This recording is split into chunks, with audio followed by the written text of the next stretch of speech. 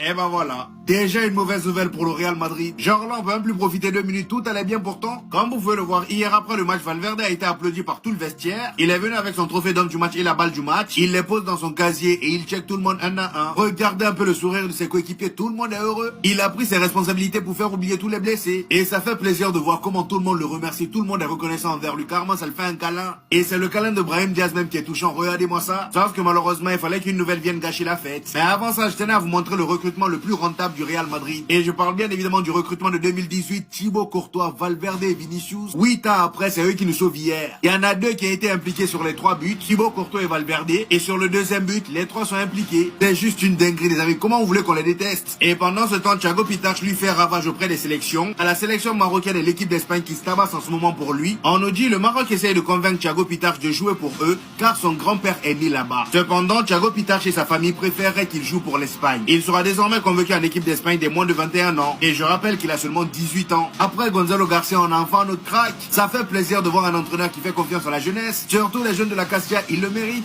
Malheureusement, l'émergence de Pitach fait déjà mal à quelqu'un d'autre. Et c'est tout simplement notre cher Camavinga. On vient malheureusement d'apprendre que le Real Madrid envisage de vendre Camavinga dès cet été. Les Merengues étudieront toutes les offres supérieures à 50 millions d'euros pour le milieu français lors du prochain mercato. Personnellement, je trouve que 50 millions d'euros c'est très bas pour Camavinga. Il a seulement 23 ans, je le rappelle. Si on peut le vendre plus cher, tant qu'à faire. Cependant, même si c'est un joueur qui m'énerve à cause de son irrégularité, son côté polyvalent là me donne un peu envie de le garder. Au moins, il pourra être là pour dépanner.